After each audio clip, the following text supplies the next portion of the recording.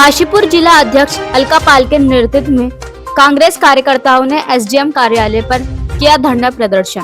NEET परीक्षा और छात्र मुद्दों पर केंद्र सरकार को घेरा। काशीपुर दिल्ली में छात्रों के समर्थन में प्रदर्शन के दौरान लोकसभा में नेता प्रतिपक्ष राहुल गांधी समेत कांग्रेस नेताओं की गिरफ्तारी और कथित अपहरण के विरोध में बुधवार को काशीपुर महानगर कांग्रेस कमेटी ने जोरदार प्रदर्शन किया।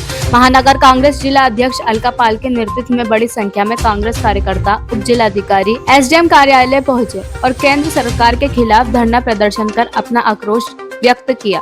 प्रदर्शन के दौरान कांग्रेस कार्यकर्ताओं ने प्रधानमंत्री से छात्रों से जुड़े मुद्दों पर जवाब देने की मांग की तथा केंद्रीय शिक्षा मंत्री धर्मेंद्र प्रधान के इस्तीफे की मांग उठाई। प्रदर्शनकारियों ने आरोप लगाया कि नीट परीक्षा में हुई कथित अनियमितताओं ने लाखों छात्रों के भविष्य के साथ खिलवाड़ किया है। धरने को संबोधित करते हुए जिला अध्यक्ष अलका पाल ने कहा कि देश का युवा अपने भविष्य को लेकर चिंतित है, लेकिन केंद्र सरकार उनकी आवाज सुनने के बजाय उन्हें दबाने का प्रयास कर रही है। उन्होंने आरोप लगाया कि सांसद मार्च के दौरान छात्रों के साथ कथित दुर्व्यवहार और कांग्रेस नेताओं की गिरफ्तारी लोकतांत्रिक मूल्यों के खिलाफ है। उन्होंने कहा कि कांग्रेस छात्रों के अधिकारों और लोकतंत्र की रक्षा के लिए हर स्तर पर संघर्ष जारी रखेगी। इस दौरान वरिष्ठ कांग्रेसी नेता मनोज जोशी, विमल गुड़िया, डॉक्टर दीपिका आंत्रे, संदीप सहगल, भ्रमण पाल, एडवोकेट इंदर सिंह, जितेंद्र सरस्वती, उमेश जोशी और प्रदीप जोशी ने भी सभी केंद्र सरकार पर निशाना साधते हुए कहा कि कांग्रेस छात्रों के हितों में लड़ाई सड़क से लेकर सदन तक पूरी मजबूती के साथ लड़ेगी। काशीपुर से मोहम्मद नफीस की रिपोर्ट। देखिए, भारतीय जनता पार्टी की सरकार ने लोकतंत्र में अपनी आवाज उठाना और अपनी आवाज को दबाने का काम जो है भारतीय जनता पार्टी की सरकार में हो रहा है। लोकतंत्र में हर विपक्षी पार्टी के साथ साथ प्रत्येक नागरिक अपनी आवाज को उठा सकता है शांतिपूर्ण तरीके से। और आप जानते हैं कि 20 दिन से लगभग शांतिपूर्ण तरीके से अहिंसा के रास्ते पे, शांति के रास्ते पे हमारे बच्चे जंतर मंतर पर अपनी बात को रख रहे थे। सिंपल सी एक बात थी कि धर्मेंद्र प्रधान इस्तीफा दें, क्योंकि इसके पीछे हमारे लाखों बच्चों का भविष्य, इस देश के बच्चों का भविष्य चौपट हो चुका है। दर्जनों बच्चों ने आत्महत्याएं कर ली हैं और लाखों की संख्या में बच्चे जो दोबारा नीट का एग्जाम हुआ उसमें लाखों की संख्या में बच्चों का हौसला टूटा, मनोबल टूटा और बच्चे परीक्षा देने से वंचित रह गए। तो एकमात्र उनकी यही मांग थी। सोनम वांगचुक जी जो हमारे देश के महान व्यक्तित्व, हमारे महान वैज्ञानिक और महान समाज सुधारक, जिन्होंने इस देश के लिए बहुत सारे सराहनीय कार्य किए, उनके सानिध्य में जब ये आमरण अनशन यहाँ चल रहा था तो उनकी भी मांग को दरकिनार करते हुए गृह मंत्री अमित शाह जी के आदेश पे जिस तरीके से लाठीचार्ज किया गया, सैकड़ों बच्चों को लहूलुहान कर दिया गया। एक तरफ तो सरकार कहती है बेटी पढ़ाओ बेटी बचाओ, वहीं बेटी के ऊपर लाठी बरसाती है, उन्हें गंदी गंदी गालियां बकती है। इस देश में तानाशाह बिल्कुल बेसुध हो चुका है और तानाशाह बेशर्म भी हो चुका है, क्योंकि एक सिंपल जो छोटी सी मांग इस्तीफे की थी, बिल्कुल बेशर्मी अख्तियार कर रखी है। रेल दुर्घटना होने पर न रेल मंत्री का इस्तीफा होता, हमारे देश के सैनिक और हमारे देश के सैनिक जब शहीद होते उनकी शहादत को छुपाने का शर्मनाक काम भी हमारी सरकार करती है।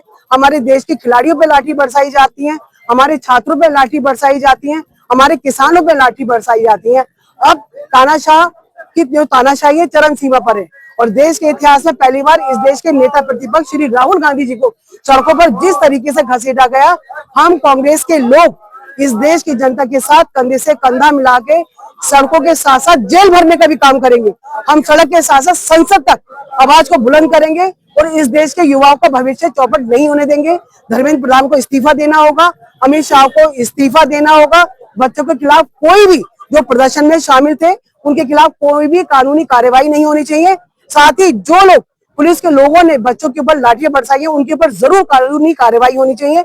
ये हमारी मांग है, तब तक हमारी लड़ाई जारी रहेगी। से ही गलत का विरोध करते आई है, लेकिन अब अत्याचार की पराकाष्ठा हो गई है।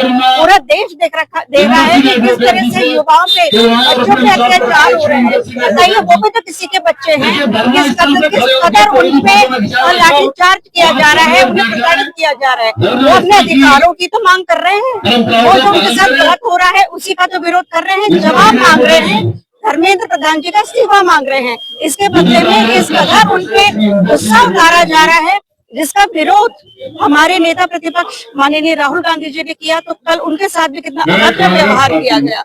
उस सब का हम और यहाँ पे निंदा करते हैं और धर्मेंद्र प्रधान जी के इस्तीफे की मांग करते हैं। जिस तरीके से कांग्रेस अब युवा समझ रहा है कि क्या सही है क्या गलत है। इस तरह से भारतीय जनता पार्टी ने आम जनता को, युवा को गुमराह किया धर्म के नाम पे, संप्रदाय के नाम पे, लेकिन आज वो समझ रहा है कि वास्तविक हमारी प्राथमिकताएं क्या है। हमारी जरूरी चीजें तो बिल्कुल साइडलाइन होती जा रही है और गुमराह युवा होना जा रहा था। अब युवा जाग गया है और उसने एक तरह से मोर्चा खोल दिया है और मुझे लगता है कि ये कहीं नहीं रुकेगा। ये धर्मेंद्र प्रधान जी के इस्तीफे के साथ और भाजपा के तख्ता पलट के साथ नहीं रुके। क्या कांग्रेस की तरफ से हम लोग यहाँ बैठे हुए हैं।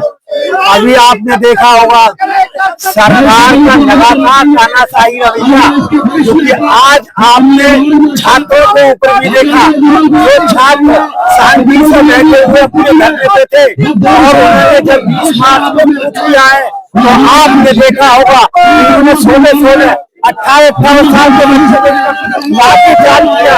ये बच्चे किसके हैं? देश के बच्चे हैं। आज पूरा देश आक्रोशित है जो इन्होंने अत्याचार उन छात्रों के साथ किया है। आज ये भूल गए हैं कि जिन छात्रों से देश संभरता है, जिन छात्रों से देश आगे बढ़ता है, उन छात्रों के ऊपर ये लाठीचार्ज कर रहे हैं। ये तानाशाही सरकार अब नहीं चलेगी।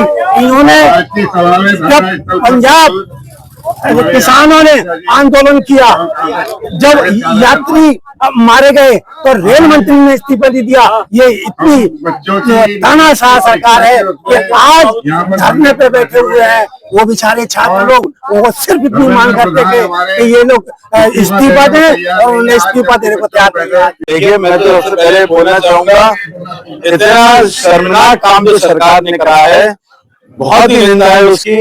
जो छात्र इतने टाइम से धरने पर बैठे हुए थे, वो जंतर मंतर से अगर पार्लियामेंट पूछ कर रहे थे तो उसमें इतना डंडे चलाने की क्या जरूरत थी? क्या वो हथियार लेकर चल रहे थे? आप लोगों ने मारा, बच्चों को मारा, लेडीज को मारा, छात्रों को कैसे भी मारा, सीआरपीएफ मारा, उनको आंसू ऐसे छोड़े छोड़े, तब वो टेररिस्ट हैं।